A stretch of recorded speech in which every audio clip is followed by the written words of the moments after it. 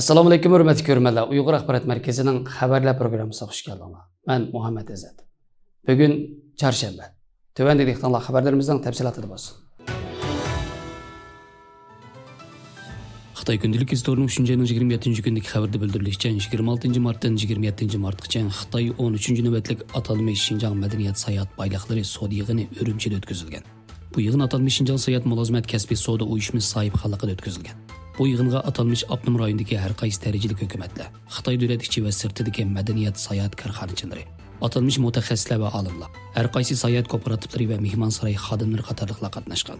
Bu 2 kunlik yig'inda madaniyat sayohat turini ilgari surish, sayohat korxonalarining xizmat yarmankasi, madaniyat sayohat mahsulotlari ko'rgazmasi qatorliq faoliyatlar o'tkazilib, atalmish Şinjanning mo'l tabiiy va madaniyat manzarasi va madaniyat sayohat o'rinlari tanishtirilgan. Hamda qatnashgan shirkatlar va shaxslar orasida o'zaro hamkorlik kelishimi tuzilgan. Yig'in jarayonida Xitoyning Sharqiy Turkistonda yurgizilayotgan siyosatlari burmalab tashviq qilingan. Yana uningdan boshqa Xitoyning sun'iy aql ixtiyor texnikasi, sanoatdagi raqobat va fursatlar, bu rayondagi atalmish madaniyat almish taraqqiyoti va boshqa sohalar haqida tonishtirish va fikr almashtirish berilgan.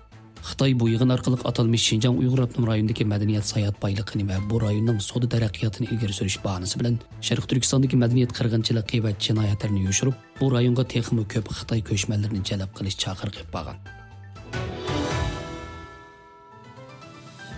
Xitoy hukumat o'rnining 25-martdagi xabarda deyilishicha, Sharqiy Turkistonning tarim neftligidan Xitoy o'lkalariga to'shiladigan tabiiy gaz miqdori 350 milliard kub metrdan oshgan. Bu tabiiy gaz turbi yo'llari Xitoyning 15 o'lka va rayonlarga bevosita qarashli 120 dan ortiq shahardagi 400 milliondan ortiq aholini tabiiy gaz bilan ta'minlagan. Mo'ljallanishcha tarim neftligidan chiqarilgan va to'shilgan 350 milliard kub metr tabiiy gaz 466 million tonna o'lchamli ko'mirning o'rnini olgan bo'lib, Xitoy ülkelerinde qo'yib berilgan karbon dioksid oksidini 757 million tonna azaytqanga barobar bo'ldi ekan. Xitoy tajovuzchilari Sharq Turkistonning har turli tabiiy boyliqlarini Xitoyga yetkazish turini yo'l qo'ygandan buyon tarim neftligida 2 trillion kub metrdan cho'ng tabiiy gaz rayonidan 2ni qurib, bu rayonda 19 cho'ng va o'rta tipdagi tabiiy gaz turini muvaffaqiyatli echib, bu boyliqlarni Xitoyga to'shigan. Neft va tabiiy gaz boyliqlarining uda 4 yillik ishlab chiqarilish miqdori 30 million tonnadan oshgan.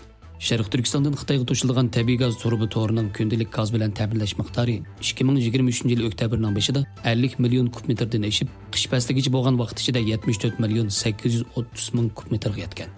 Xitoy neftligining yillik dokladida ko'rsatilishicha, 2023-yil umumiy gaz bilan ta'minlash miqdori 24 milliard kub metrdan oshib, yangi rekord yaratgan. Xabarlarimizni ko'rganingizga rahmat. Ko'rishguncha omon bo'linglar. Xayr, xo'sh. Allohga emanet.